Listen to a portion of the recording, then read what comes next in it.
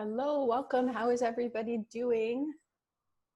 Oh, there's somebody putting a note in chat. Welcome, welcome. I'm Kathleen. If we have not met before, I was just swapping Zoom, so I apologize. I kept you waiting a couple minutes. I didn't intend to do that.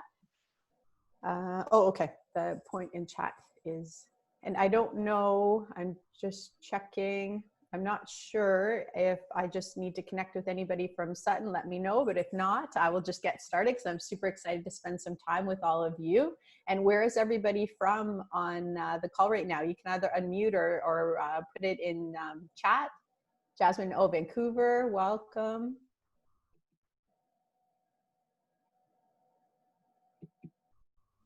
Oh, thank you, Brooke.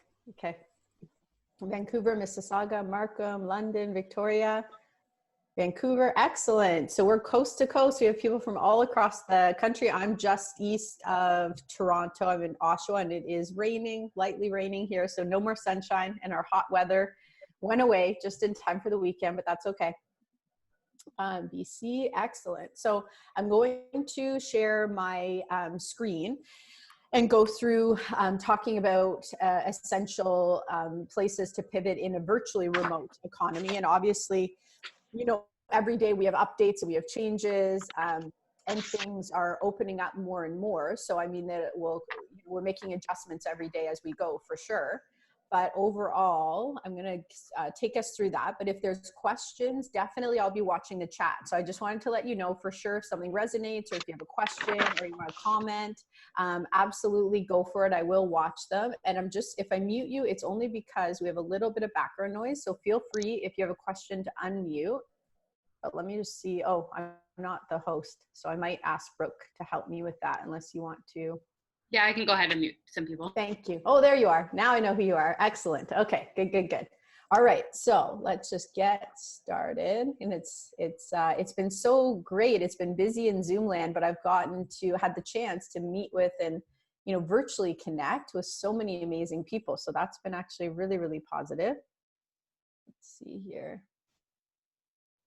Okay, so we're going to talk about, again, essential shifts into virtually remote economy. And some of you might be more out than others. I know for the majority of our client family, because I run a coaching company, but we also have a network of those who have built their teams with us or built their businesses with us. And for the majority of those people, 80% of them are top 1% nationally in their brand, but for the majority of them, they're still looking to be able to adapt and be remote as much as possible, either because their clients are unsure or uncertain, or because they feel more comfortable, doing the initial steps with clients remote as much as possible. So we're still, depending where you are across the country, we're still in different comfort levels, different ability, to be open and out with the public. So definitely I'm sensitive to the fact that you might be in an area that was affected very differently than some of the other people. You might have had much more restrictions than other people. But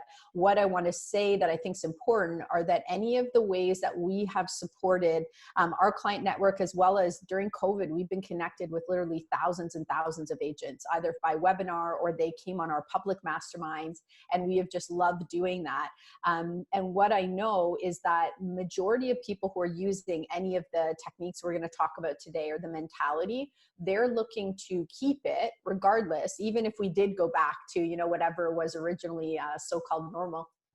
They're looking to keep it because the reason that with our network we were able to shift a little bit faster is because we had a client process in place, we had systems in place, and that allowed us to be really agile.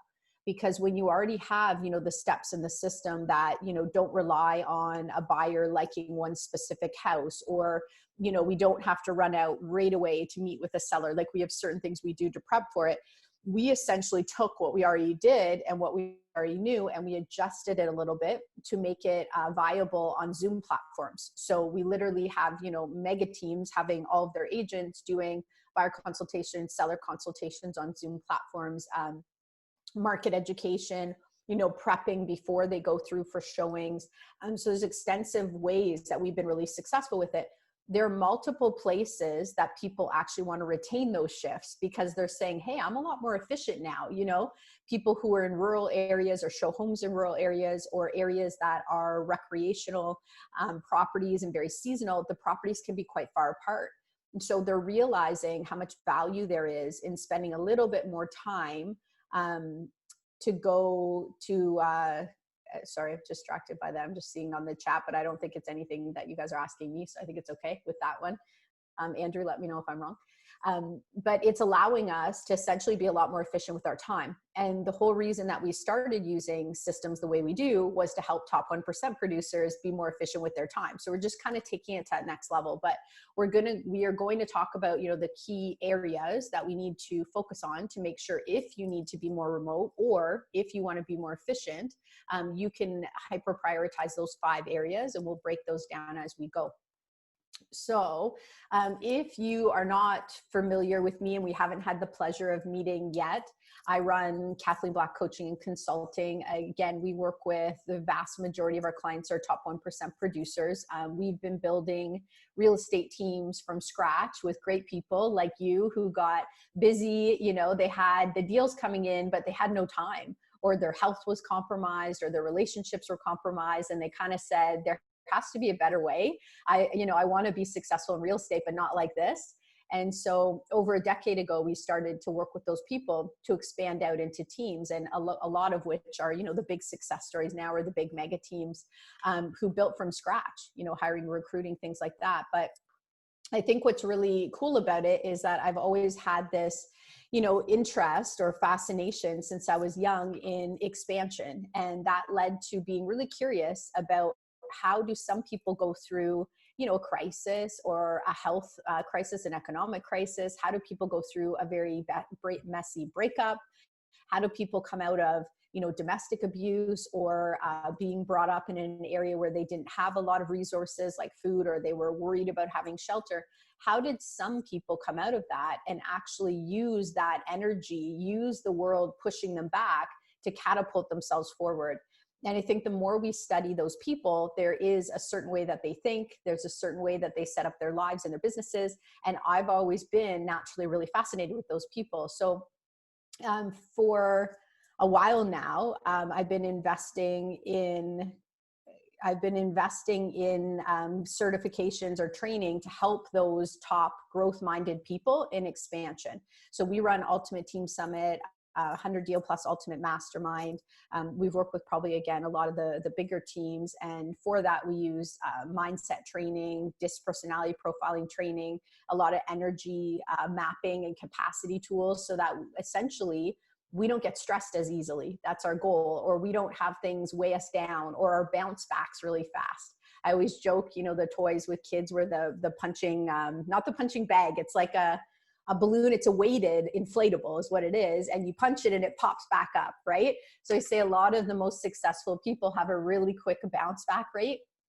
So being able to kind of be fascinated by those people is going to help us a lot now, because they naturally are going to try to take up the tension in an area or the difficulties. Not that they don't have reverence for what's going on or the worry of what could happen in the market, but that they're looking to focus on what they can do and what solutions are available to them. And that is going to lead us into a place where we can confidently make changes that actually allow us to come out with stronger businesses at the end of whatever this looks like. Because we're going to have, several phases from the way it's being presented anyways. So in order to, there we go. Sorry, I thought it skipped the slide on me. In order to have the ultimate in staying power to thrive in the future, there's a few things that we 100% need. We need a clear strategy. Where are you going from here? What's important to you right now? What type of resources do you have right now? How much time do you have? Some of you probably have little kids at home, and you might say, hey, even if this has amazing ideas, I only have, 45 minutes or 2 hours a day right now because I still have kids at home. Other people are saying, I've got all the time in the world right now, and I really want to be productive with it. So, I'm going to spend triple the time working on my business because I used to be out and about a lot, and I'm not right now. So I'm going to be productive, getting organized, setting up my CRM, making lots and lots of contacts. So clear strategy to shift, adapt, and be able to act today. That's what we're looking to be able to do if there's any areas of our business or our lives that we're feeling a little bit frozen or unsure in. So there's multiple different opportunities, and many of these you probably already heard about, or I hope, or have connected with some Zooms or other colleagues. But I think it's important just to go back over them before we go over the 5 ways that we're going to shift, because a shift into a virtually remote, because it's not a full remote economy, and now some areas are getting even less remote. The shift is relying on us being able to, again, focus on opportunities. So the metaphor we've talked about quite a bit with our client family and the industry in general is, essentially we're all going through this, right? Like if it is a storm, if we are out at sea or out in the ocean, we're all in the storm, but we're not necessarily, of course, experiencing it the same way. And the people who are early adopters, are innovators, they are so hyper focused on being responsive. And being responsive means they know where they want to go. They know what it looks like, right? So they know that they want to do their absolute best to come out of this strong. They know that they want their past clients to hear from them. They know they want their community to know they care, and of course care for their family. They know all of those things. So they're saying, I'm going to only focus on the areas of my life and my business right now that I have hyper control, like I have an ability to hyper control with focus, but I have an ability to control and influence the outcome, which is really important because they're out there in the same sea or ocean, the same waves, the same wind, and they are focusing on solutions. And every time they focus on a new solution for their business, instead of looking at what's stopping them or what's holding them back or what they're scared of, every single time they do that, they're essentially putting another board or another piece of rope towards building a raft. And if we want to be able to adjust or pivot or change, the way we're going to do that is by focusing only on where we want to go and how to overcome the obstacles on the way. Because again, we could say in a difficult situation that, leaning back and relaxing and being a bit more passive is more respectful to the situation. But the reality is that whenever there's a crisis, we know the first responders are going to walk towards it. The majority of the population is going to walk away from it. But there's a second group of people who are also walking towards it, and that's everybody looking to build solutions. And initially, those people are often criticized. Even 10 weeks ago in this, there was a lot of criticism about the people trying to adapt and say, hey, there's different ways we can do business, and there's ways we can innovate, and we can take that forward. So they are so focused on how do I be objective? How do I be responsive? And that is what is allowing them to have a strategy. They've committed to where they are going. So that's really empowering, right? Which is important. So that's not something that is, even if we put pressure on ourselves, to call 2 hours a day or to drop care packages, on the step or at the door with distancing, whatever it is, that's a positive stress that those people will put on themselves because they're focused on where they're going.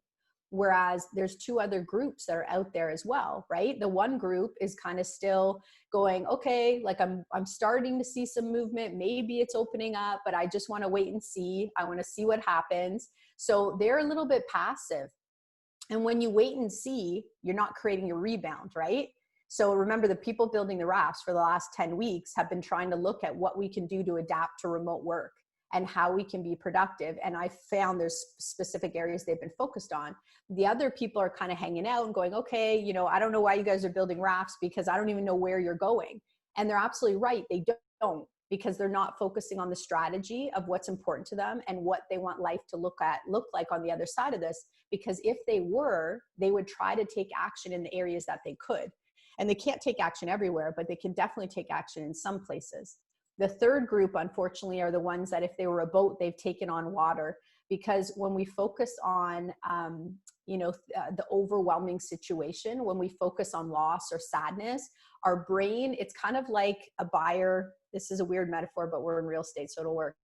It's kind of like a buyer in a home inspection, right? So when the home inspector says, there's some reverse polarity, or, okay, this outlet, in the kitchen, it should be a GFI, and you see the buyer go, instead of going, oh, okay, like I can go and buy a GFI outlet, I can have that replaced. That's not a super big deal.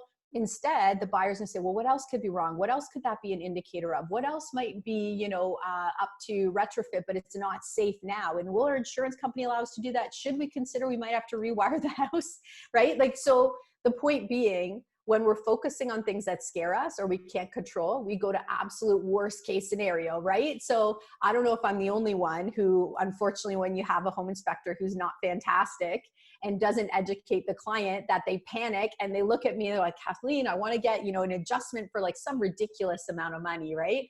And you have to have a talk about what's realistic and get them comfortable, because when we focus on what we can't control, there's no amount of resources that are going to make us feel confident, because we can't control it. So it makes us feel like heavy and sad and sometimes depressed and anxious. And we literally don't feel like there's anything that we can accomplish. So when you're feeling overwhelmed, it's like being underwater. Somebody holds you underwater, you want to breathe, right? And all of that pressure is outside of us. So we're saying, hey, like I have all this pressure from the world. I can't control any of it. So therefore, I just want you to take all the pressure off, because they see it as like that little mind, that ego mind, right? Saying that, whatever you do, just shelter in place physically and mentally and for your business, and then you'll be safe. But the reality is, if we're not doing anything to invest in our businesses in the last 10 weeks, and we keep, depending where you are in the country, right? It might be a little off in the weeks, I know that. And we continue to not invest in anything, and we wait and see what's going to happen in the market, you are going to be so far behind from the people who have been contacting and reaching out to as many people as possible. And on top of it, the people who have been looking at their systems, their business, and saying, you know what, like supply's down right now across the country, right? Our listing inventory levels are down for this time of year. We're potentially still talking to lots of people who are curious about the market, curious about, I was going to sell this year. Should I still do that? I'm a first-time buyer. We were so excited. We don't know what to do. Or they're still filling out information, on Facebook or on pay-per-click. The ability to connect with those people is massive, but the ability to actually transition them into clients is limited to your systems and your protocol right now. And that protocol can be highly, highly effective remote and online. So I'm going to talk about that a little bit more today, because I can have, build up as many opportunities in my CRM or on my list or my Excel sheet, whatever you're doing. But if I don't have a way to engage with people now where they see me as their realtor, either the buyer is going to get nervous and wait, or the lack of supply is going to cause them not to purchase right now. And I don't have another connection to those people, or the seller is going to decide not to make a sale at this or list at this moment, right? So we need systems that allow us to be that consultant. And what's amazing is they work extremely well remotely. So we'll get to that in a second. So we're looking to move from focusing on what we can't control, where we're overwhelmed, where our ego brain will tell us cut everything, and move into a place where we focus on what we can control. And that's going to create confidence, and it's going to create a lot more energy for us personally. And that's where we will do what we can with what we have. Okay, so we're trying to make that shift, because the only last thing I'll say on that is, when we're in a place of fear, we don't trust our guides, right? So you can go on, 20 Zooms, you can listen to the amazing advisors with Sutton, you can have a coach. When we're in fear, we're distrustful. It's just natural, because fear is distrust, right, of what's going to happen in the future. So the goal isn't, if I'm scared and I'm fearful in certain areas of my business or my life, the goal isn't to give me like, here's the 3 things you need to do to be productive right now. The goal is to shift my mindset so that I'm focused on solutions. Then I'll just go to get the 3 things I need to do for myself, right? I'll be totally open to them. But if I can't shift that mindset first, I'm going to be stuck. So this is why we're talking about this first, instead of directly going to the virtual shifts like on a business level, because we want to kind of have an ability to go, hey, where's my mindset? Am I in a place where I'm looking to be productive and powerful right now and build up, my personal sense of capability? And do I believe I can have a positive influence on my business coming out of this?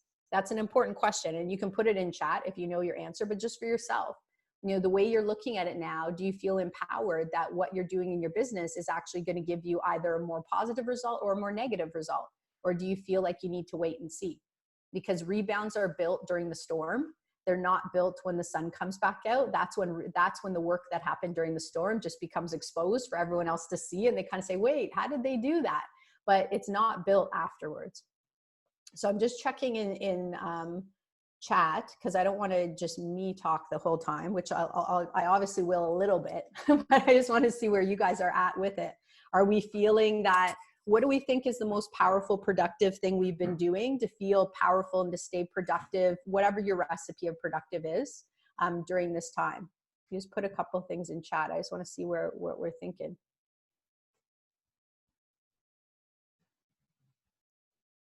If we're there in chat land, there's a lot of you on this Zoom. And if you're on with your cell phone, you can swipe it and go down. Diane's going to call you later, Anne. Other than that, I don't know productivity. I'm just going to wait 30 more seconds. We're going to move on. But I love that you guys are chatting amongst each other from different areas in the chat, which is fantastic. Okay.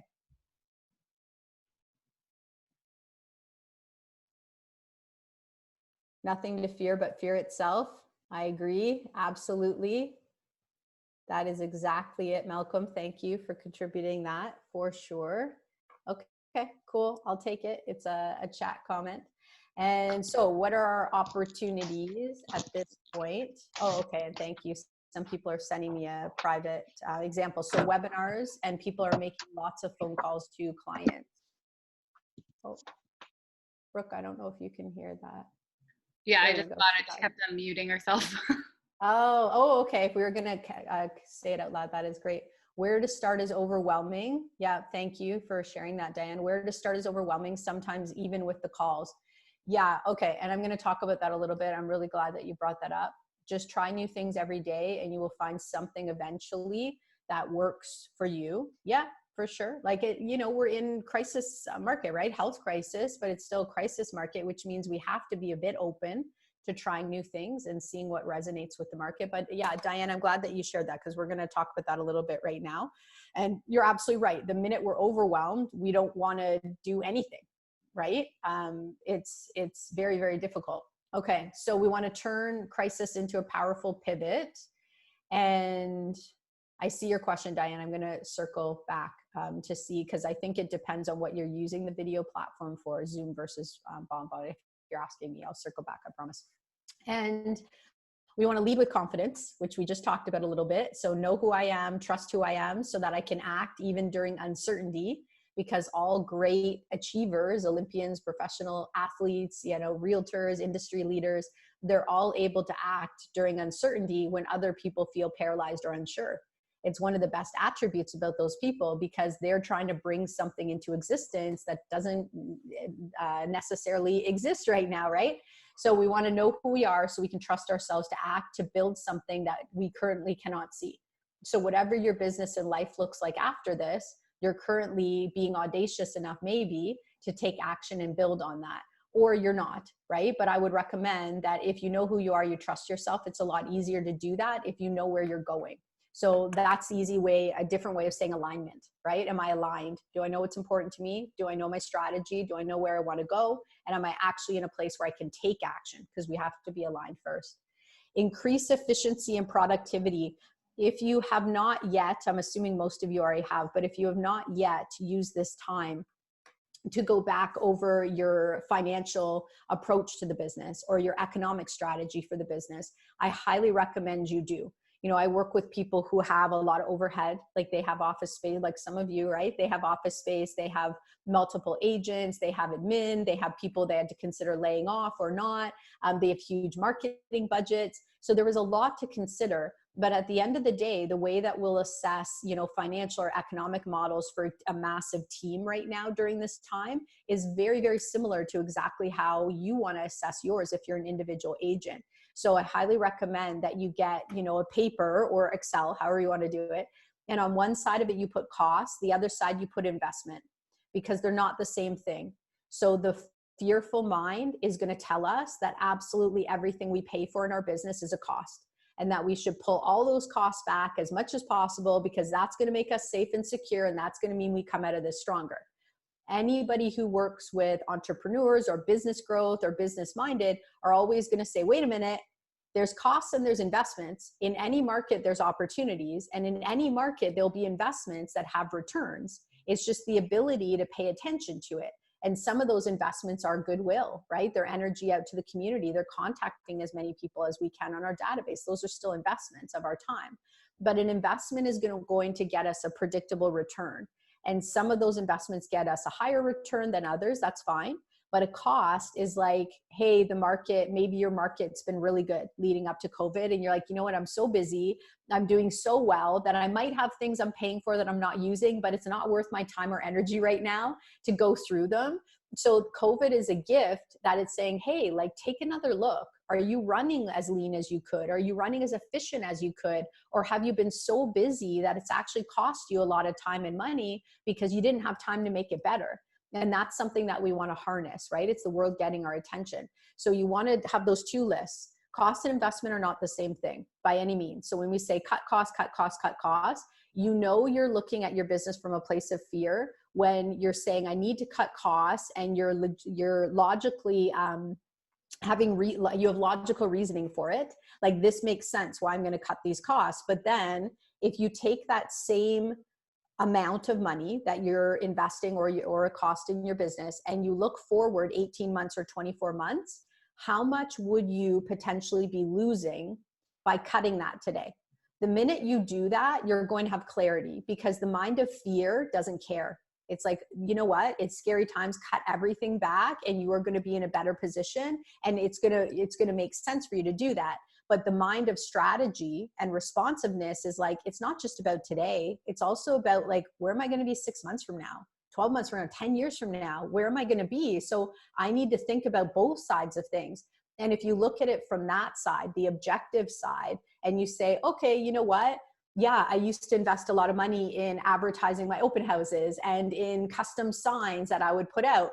Now COVID's changed things. Yeah, I'm going to lump that in cost for the next little bit. Maybe in your area it's not, but a lot of areas in Canada it still is. So I'm not going to, invest more in that right now, because it's not predictably going to give me the same return that it did in the past, unless I can adjust it, virtual, online, open houses, and you're promoting those, but that is different, right? So, but on the other side of it, if you're investing in, ways that you touch base with your database, your client family, if you're investing in social media advertising or Google pay-per-click advertising or remarketing, anything like that, any type of digital marketing, if you're really strong at follow-ups and you're really strong at conversion, you might actually increase that investment. You might leave it the same. You might put it in half. That's going to depend on, do I have savings? Do I have reserves? How financially confident do I feel? Do I have closings still happening? Do I have closings in the future? Have I done a couple of deals in this time? That's going to be really personal for you. But if you were paying for that digital marketing and you, over the past 2 years, you got maybe one sale and you knew that it was a fluke, right? And you're going, well, I got one sale. I've never followed up with any of those leads. During a crisis market, all of a sudden that digital marketing, maybe not all of it, you want to have strategy, but a lot of it might go towards cost for you. That might be something you cut. But if you're really great at follow-up, you might again increase it. So I'll give you an example of that I try to use, because I think this is a really important mentality, right? And the quote was that there's nothing to fear but fear itself, because I've always been hyper conscious of, if I get into a fearful mind, I'm going to try to stay still. And there is no staying still in life. There's no staying still in health or business or relationships or family or any of that stuff, or growth, like learning, right? So I've always been really scared of that. If I'm scared of anything, it's of becoming fearful and standing still, because when my mind looks from the place of fear, it's distorted. Everything I see is distorted. So when I first got into real estate, I had 2 young kids under the age of 5, and I only got my real estate license because my ex-husband kept pushing me. He's like, our realtor did not understand investment properties, just straight up. He was a lovely man, really respect him, but he could not figure out how to assess a property that could become, income positive, like at all, pretty much. And we were in the beaches in Toronto and Film District. So it's definitely not, like a super easy area to assess for investment, like as in, an Oshawa or a Hamilton or maybe a Calgary right now, right? So the market was still strong at that time.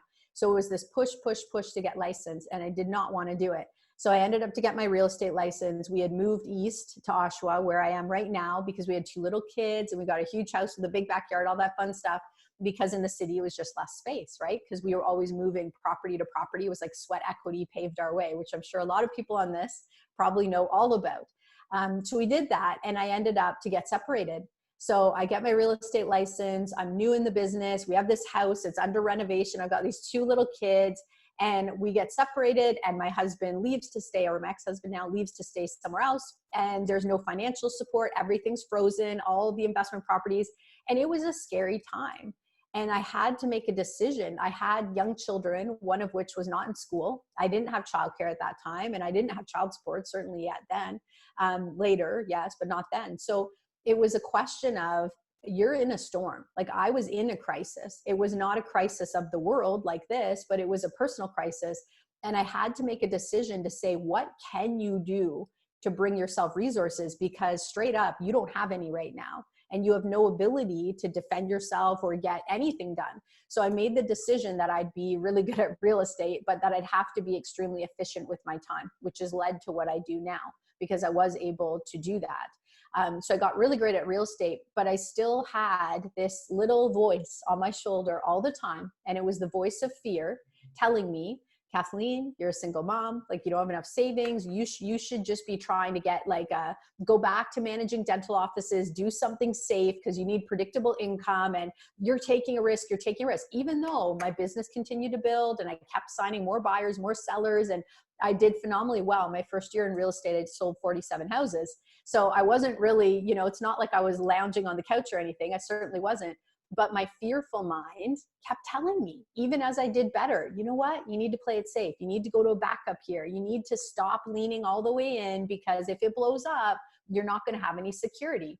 The security of that managing the dental offices, it was a good job. There's nothing wrong with that. I liked it, but it was nowhere near the financial security that real estate would offer me, let alone the resources, to go through a very messy separation.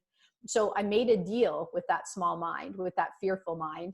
And I think it's really important, because if you're coming out of this time and you're feeling from a place of fear, which is scarcity, right? Whether we like it or not, it is. And you're feeling that way, you might need to do something similar eventually. So the deal I made with the devil, so to speak, I'm joking, but my fearful mind, was that I would get enough trade checks. And this is a while ago, remember? So it's not the same money as today in real estate, but anyway, depending where you are, maybe. But I needed to get enough trade checks to have 30,000. That's what I said. If you have 30,000 worth of trade checks in an envelope, in your purse at all times, then you are 100% allowed to confidently lean all the way in on building your business. You are secure, you are good, you are not going to go homeless, your kids are not going to not eat, you are okay. And it was the best thing I ever did, because when I started this business, this coaching business I've had for about 4.5 years now, I had the same scary feelings of, oh my gosh, like, you're on your own. Again, you have 2 kids, you're starting from scratch, because I sold my shares in the prior company, and I had to make this similar deal. I said, I'm going to keep my personal expenses super low, so that I'm not outcompeted in the market because of my personal situation, because I'm a single parent, because I made my own savings, whatever I have. So I decided I'd keep my personal expenses so low that I could confidently make educated risks in my coaching business, because if I didn't, it would cost me every potential that business had for me. So the reason I'm telling you this story is that I'm very aware that some of you are probably hearing me talk about costs versus investments. And you might be saying, Kathleen, that's great. Yes, I'd like to still invest in some of the ways that have brought me business for years and years, but I'm not 100% sure that it's still going to bring me business. And I don't have a lot of savings to weather this storm. So I'd highly recommend that you sit down with the pen and paper and you come to terms with what's realistic. How much do you really need, so you can stop focusing on the minimums and start focusing on the potential, because there is so much potential happening at this time. There's a lot of agents completely leaning back. They're waiting and seeing, or they're overwhelmed, and there's still clientele coming into the market. So if we can get to a point where we're confident enough to lean in and create our opportunities, they are still there for us. They might be a delayed harvest, of course. I'm not a crystal ball here, but one thing I know from every team I've worked with when we had a massive market shift is that we relentlessly planted seeds and we relentlessly nurtured them. And when that sun came out, it was not by accident that we had the strongest rebounds. And people are like, how did you make up your year? Because we were planting 3 times the seeds when everyone else was waiting to see. And those, a certain percentage, not all of them, it's still real estate, a certain percentage of them moved forward with us when confidence came back in the market. So do what you need to do so you can be clear and create the opportunities that actually are available to you if you look for them. Everything in my life personally has banked on that. I've had to do it. So get efficient and productive. So once you have your list of all your investments, you're going to brainstorm absolutely everything you can do to make the things you're already choosing to continue to pay for more efficient and more productive. And that can be down to your database. It can be your website. It can be the way you talk to leads. It can be your advertising. I promise you, there's not a single person that I've worked with and done this exercise, from mega, like, 800 deal plus a year teams down to 20 deal a year agent, who hasn't had massive improvements just by taking time to do this exercise. So we're going to get strategic, right? So we can transition strong and be profitable later, delayed maybe, but later. Get our businesses organized. CRM is an amazing focus right now. And resist the myth. If you have done a hard stop and you have slowed down your business time, pick up what you can as soon as you can. Because remember, the people are strategic and objective. They're choosing to put just a little bit of pressure on themselves every day. Why? Because they're focused on where they're going. Whereas the people who are overwhelmed and scared and stressed, they're focused on taking all the pressure off themselves. They're doing the hard stop and thinking, oh, I can just start again when the market comes up. It's, I'm going to be at the same place as everybody else. But that's not true. We're in the relationship nurturing business. Even if you could get 3 times the leads when the market shifts a little bit, are you going to have 3 times the time to deal with them if some people are active? Most people do not. Okay, so you want to make a decision, and this comes back to what Diane said. Make a decision. How much time do I have every day to devote to my business? If it's an hour, great. Don't judge yourself. It's an hour. If you're like, I have little kids at home, I have parents who are staying with us and I'm taking care of them. I have people with health issues and considerations. I'm volunteering with the community. Great. You decide how much time do I have per day to commit to my business, or how much time do I need to commit to my business? You pick, depending on your personality. And from there, you want to ask yourself, what is the highest use, top oh my goodness, I've been talking all day. Can you tell? What is the highest use, most consistent return area that I can prioritize my time with? So if I spend an hour per day, I know based on the lifespan of my business that this is my most highest likelihood of getting return, whether it's in 6 months, 2 months, whatever it may be. And finally, I know if I spend time in those areas that at the end of it, I'm going to feel good. I'm going to feel confident. I'm going to have built energy, because when we take action and we believe it'll give us a better outcome, we build confidence and power as people. And powerful people create the lives that they want to have. And so it's really important that I go, I want to go there, and I'm going to take consistent, even if it's an hour a day, action. I'm going to build myself up. And so that's how I would recommend to stay out of the overwhelm. Because when you look at the overwhelm, it's like white noise, right? It's just like everything, and you don't even know what to pick up. Again, you just want it to go away. But if you say, okay, over the past 2 years, 5 years, what's been my most consistent source of business? What's been my most consistent source of leads? What's my most predictable investment?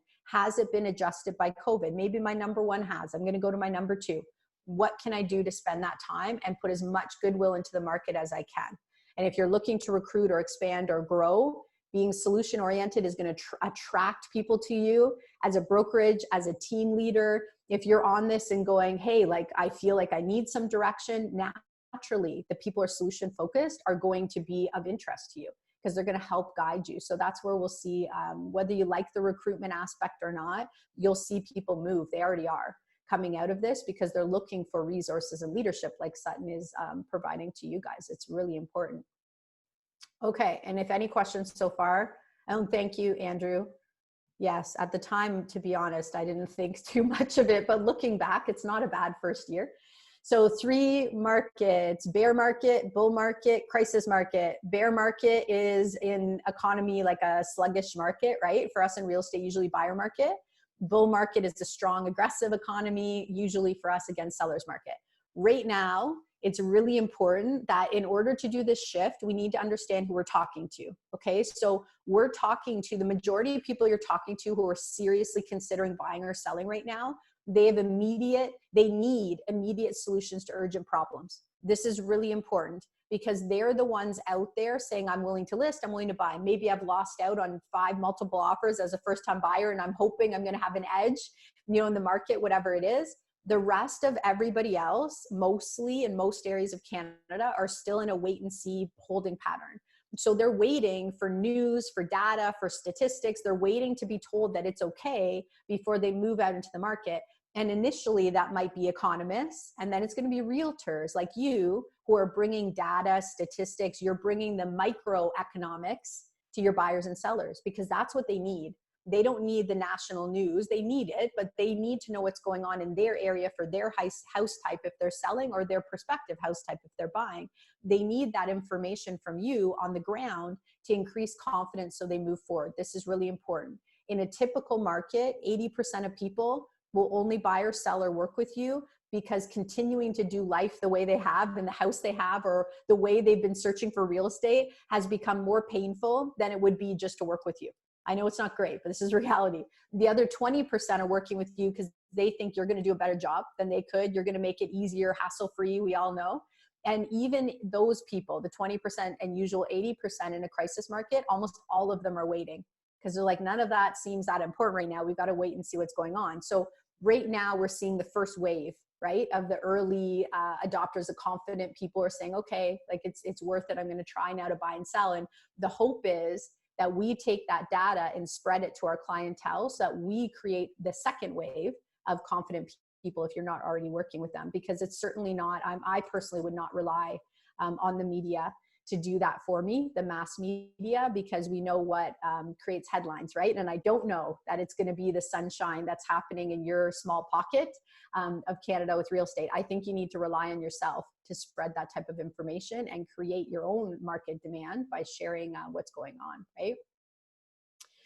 So these are the 5 areas, and we have a couple minutes after. I'm hoping to have time for questions, but I also want to give you a couple resources. So these are the areas that we've been really focused on. One, precise client process. We've been doing workshops on buyer system, listing system, communication systems. Why? Because we needed to get really good at helping people wherever they were at, knowing that 95% of the market's not going to buy and sell quite yet, but I need to have the steps to give them value so that they might choose to hire me now. I need that so I can bank that business for my rebound, and so they're taken care of, right? Like they know somebody's helping them and guiding them, and I'm on the loudspeaker, they're on my plane, and I'm letting them know, smooth skies ahead, or any turbulence, and what to consider. Because just telling people what to expect takes their stress from like an 8 to a 4, right? So that's a huge value for people to have a go-to resource and access to somebody they trust. Second, service over sales. We're really looking to educate. Education creates comfort, and that leads to trust. Consultants are amongst the highest paid professions in the entire world. And the agents that we work with that are consulting focused do exponentially more business. Like we're talking about people who on their own sell 100 deals or more per year. They're very effective. And the reason for that is that when we become educators, we essentially become master communicators, and we're educating our clients and we're getting out of the way. So when a lot of agents are so focused on, should I tell people to sell? Should I tell people to buy? What should I do? The consultants are going, it's just my job to have the information to educate and give options. And then the client can decide if they want to move forward or not. I get to dictate the process, what's safe, what is necessary for my buyers and sellers and the public, but the buyer and seller get to decide if they're going to move forward. So that's been another big one. Responsive and adaptable. We can't help ourselves and we can't help anybody else if we cannot focus and create I can environments right now. It's so very crucial, because literally the minute you focus on something that you can't do anything about, you're exhausting yourself, because you're taking all your energy into a place that'll have no positive outcome. And you're training yourself that when you put your energy somewhere, nothing happens. So even more, you're like, there's nothing I can do, right? The world's going to be what it is. So if we can have adaptable, responsive environments, we're saying, hey, where do I want to go? I'm going to focus on what I can do, even if it's super small and no one else can see it and everybody else thinks like, what are you doing? Just chill out. I'm going to take my hour a day and I'm going to focus to use what I can to do what I can, even if it's like 1% of what I'd like to be able to influence. Goodwill economy, definitely, you know, if you touch base with 100 people a week, 200 people a week, 30, 50 people a week, you're depositing goodwill out into the world. And every single person who gives us feedback on this is saying, you know what, like, I don't even talk about real estate. I'm calling my database. I've called them once, twice. Some people have text, emailed, called because they don't want to keep calling their database and they've already done it a few times. But it's amazing for them to say, you know, it's so warmly accepted. Like those calls are so warmly welcomed, and people have sent referrals, or they've said, hey, I told my friend about you, or they've had people call back and say, depending what happens, we might want to buy or sell. And every one of the agents, like, I didn't even ask them about real estate. I just like, they know I'm in real estate, but it puts something positive out to the community. The people who ask us about real estate, obviously we're going to provide it because that's what we do. It doesn't make sense in a crisis not to help people with the information that's in our area of expertise. There's nothing shameful about doing our profession well, and adapting to make sure it's also safe. We can be productive, we can be remote, and we can do multiple things. Some things I know we still need to be in person, obviously, but not all things. And I'll just move my, and yeah, I already said that one. The client decides, we guide. So our job is to have a process. It's a lot easier to take a journey when you know what the steps are, what the destination is, right? When I went to Spain to do the portion of the Camino, because I didn't have time. If you know it, it's like an ancient pilgrimage, but I didn't have time to do the whole thing. So I did 136 kilometers of it. But you know, I didn't have a guide, but I had a guidebook and I wasn't scared. I was on my own in another country. Like I just flew into Madrid. I booked it a couple of days before. My kids had never been away that long, and I just took the chance. They were away for 10 days. And I look back and I'm like, I was not scared because I had a guidebook and I knew multiple people had used that guidebook and I trusted it. And as realtors, like, we're those guides when we do it well. Because when we do it well, we see that, you know, 90 to 95% of our time, it's not spent doing offers. It's not spent doing negotiations. It's spent nurturing relationships. It's spent guiding people and educating people. And when we do that in a way that they can clearly see the steps in the process, we become expert guides, right? We become the guides who can help them detour or tell them what to avoid because we know the steps in the process. And the better we get at that, the more value we can actually provide to the client.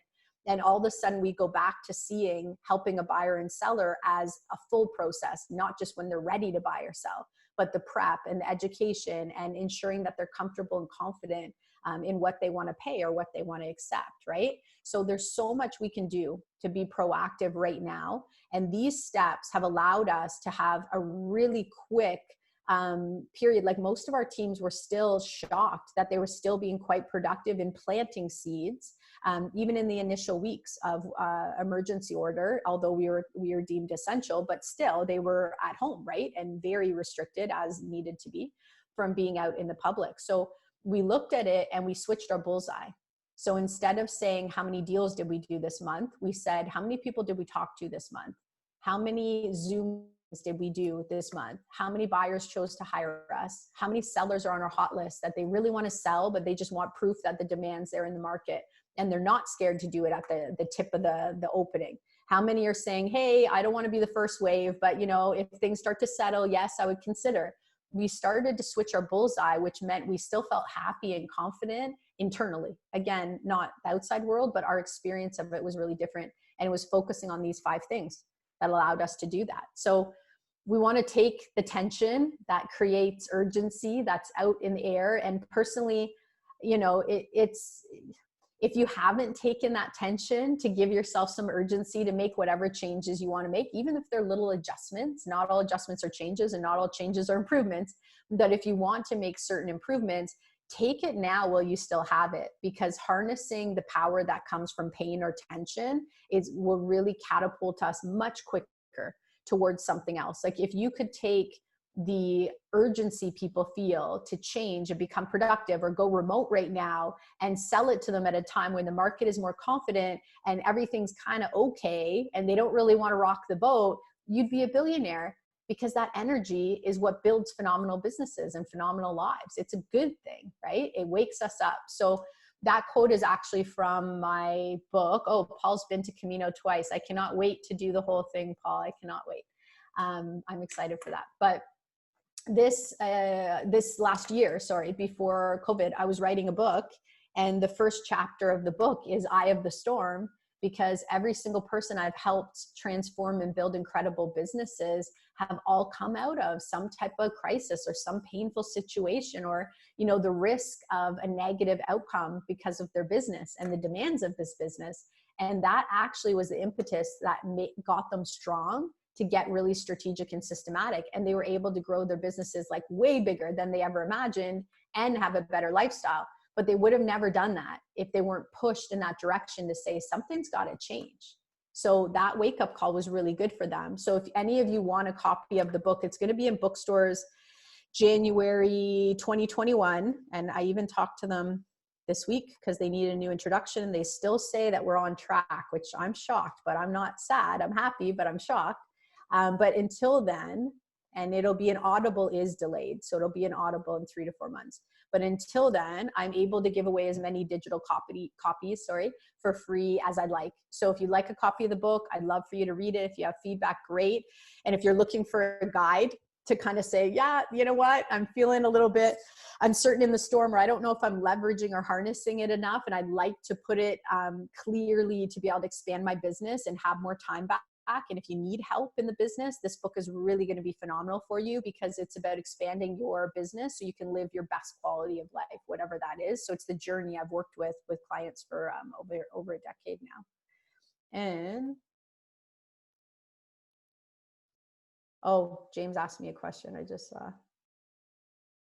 Okay, I'll go back to that. So that's the main question. What, the website doesn't work? I'm going to send it out after, but I was just on it today. Let's see, does it not work for anybody else? I will check for you if I sent the wrong link, but I've been putting it on a bunch of top 1%. Oh, that would be because I put the wrong, yeah, there we go. Hold on. Top one producer is like probably top producer is on my mind. I don't know why. 1% life.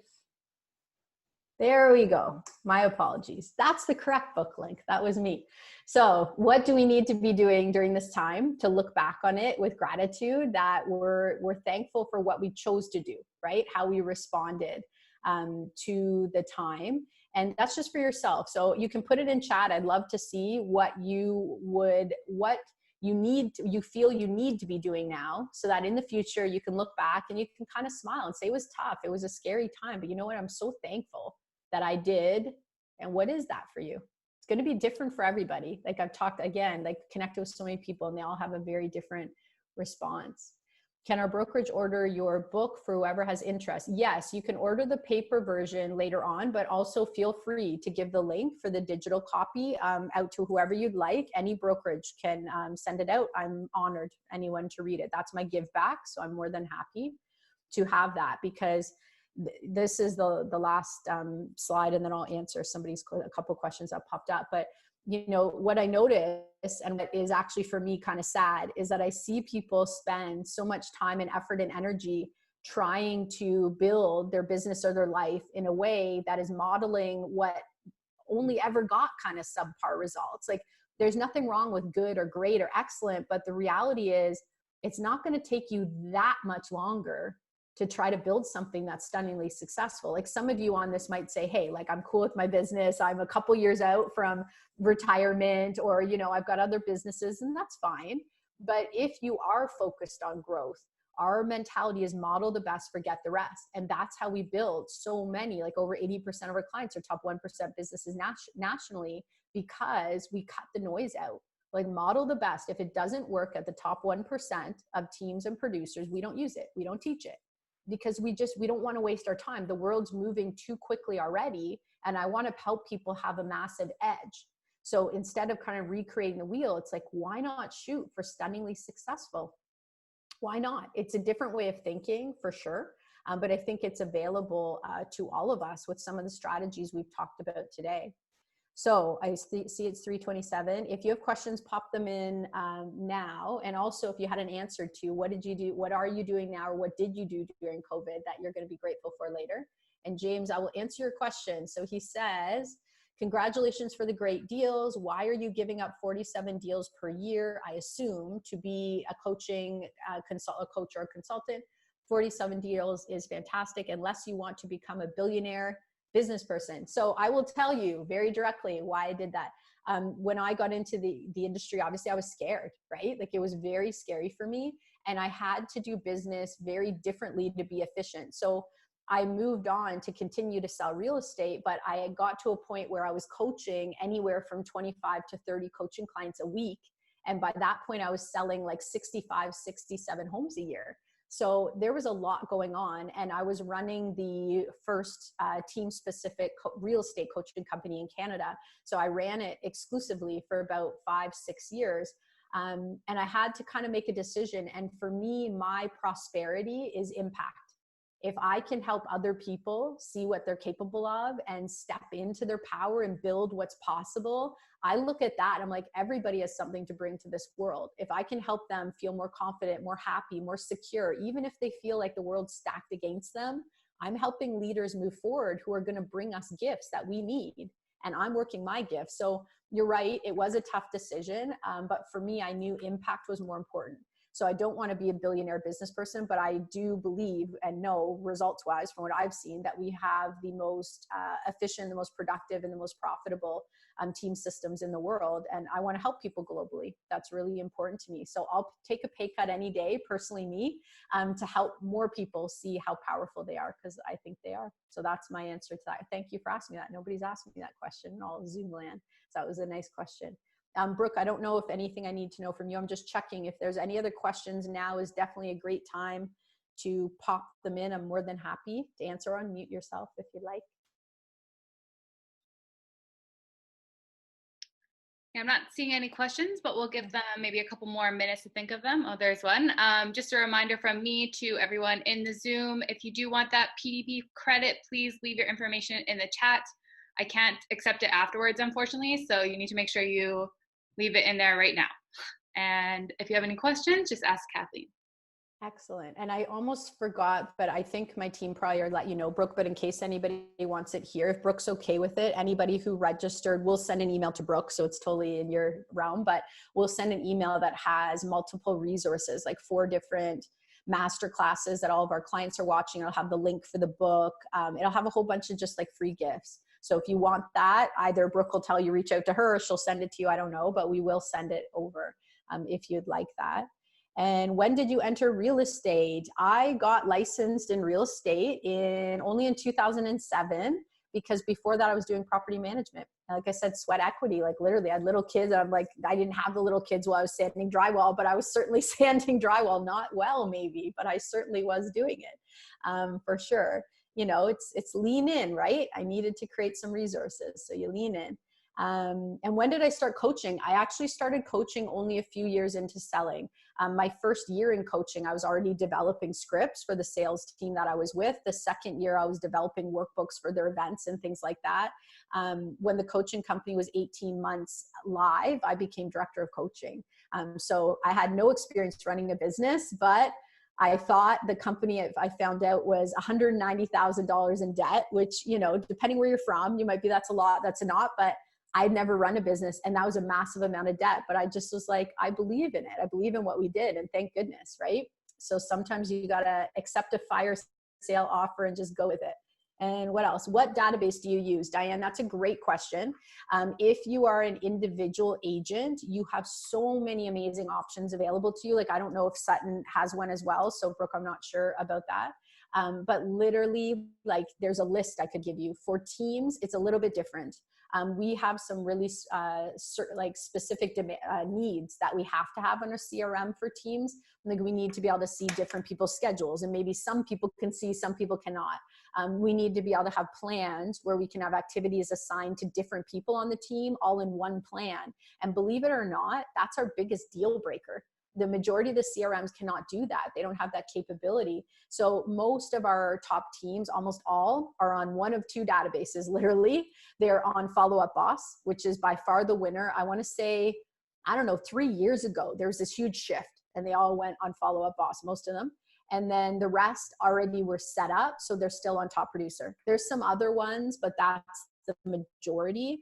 So if you have a team or you want a team, I would recommend you check that out. If you're an individual agent, like if you're buying leads from one source and they have a free CRM that's decent, I would look at that. If you want to send me a private message after, I can assess. Thanks for sharing your success story. Generous heart. Please send me a copy of your book. Oh, James. And the book's called The Top 1% Life, actually. Eye of the Storm is the first chapter. I'm just seeing if what do you use, Facebook or Bonbon or Exact? And what platform to send videos to?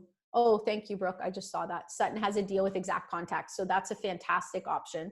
If you're an individual agent, it can certainly do everything you need. And I believe, if I'm remembering correctly, that it's linked into full marketing campaigns still. I believe so. Yes, she's saying yes. Yeah. So that is a great option. Facebook or Bonbon, these are really different things, right? Like Bonbon is something you're going to integrate into your emailer. Like there's another one called First Page, Quick Page, I think. Quick Page. We had some clients sampling that who are really happy with it. It's competing with Bonbon because not all of our people were on with that, so they tried out the other one. But that's more like what you're going to integrate, right? Like Zoom is great for buyer consultations or listing consultations or meetings with clients, or if you have to record something, like it's not as great video quality for like a little video to go into your email unless you need to use it. So I'm not evading it, Diane, but I'd probably ask you, what do you need to use it for? And that will allow me to recommend.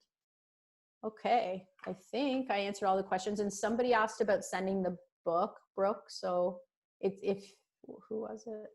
I will be sending out a follow-up email with a recording of this, and I'll throw those links in there too. So thank you. Watch your email.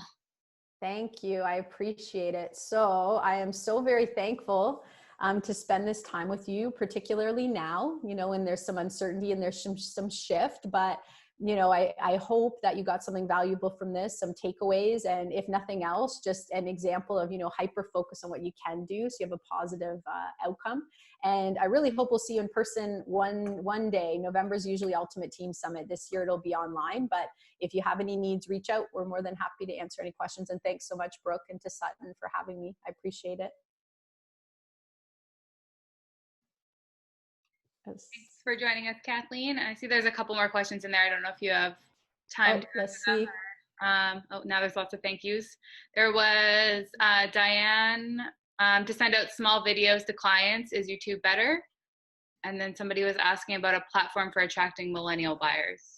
Got it. Small videos to clients, I'd say you're right, but I personally wouldn't use YouTube unless you want to use it to have other people see the videos, right? Like if you want them to be public, you want to make your YouTube title very close to what somebody would search. Like, I don't know your area, Diane, but let's say it's Vancouver. It would be like what you need to know buying after COVID in Vancouver, right? Or what you need to know buying real estate during COVID in Vancouver, because YouTube is very specific. They'll search for exactly what they want. So if you want the public to see it, maybe YouTube, but otherwise I would 100% go with either Bonbon or go and look up the Quick Pages, like I mentioned, because we have people really love it. And you can put all sorts of videos, documents to do with one home under one platform, and you can share any part of the links. So you can set it up for your clients or for the houses. I have no affiliation with them, just full heads up. I just have people testing it and they're happy. So it's another option for you. That's the only reason I'm bringing it up. And sorry, I missed. What platform for attracting millennial age buyers? That's a good question. Like, I think, a lot of our people do high volume, right? So they're not looking to practice like they don't have the exact avatar, right? Who's a millennial buyer or seller, but we find digital marketing, of course, right? We're engaging through social media, we're engaging still through Google pay-per-click, but overall, if you had a niche for millennial, I'd look at having a lifestyle style website, like look in your city and what's important to millennials and when they're buying, like, is it walk scores? Is it, access to certain recreational activities? Or is it transit? And I'd start to build a platform like your website that has that information and make sure that you're doing it well with SEO. And then you can go to test with ads. But if you just kind of want to make sure they're interested, direct digital marketing for real estate certainly attracts millennial buyers and sellers. Absolutely. So it just depends how much you want to niche down. Awesome. Well, thanks, Kathleen, for joining us. That was very informative. I think everyone learned a lot. And thank you for everyone that's still here that joined us. Make sure you leave your PDP information in the chat if you haven't already. And I will be sending out an email either tomorrow or next week with the recording of this and all the links that Kathleen sends over. Thank you so much, and reach out. Somebody said how to contact me. You can definitely follow us on Instagram, Kathleen Black or Kathleen Black Coaching, and Facebook. And I have 5,000 friends, but you can follow me on Facebook. I'd absolutely love it. So, and you can send me a message if you need to talk to me through there, because I got a couple of private messages. So one more time, thank you so much. Bye for now. I hope to talk to everyone soon, and thank you to Sutton. Take care.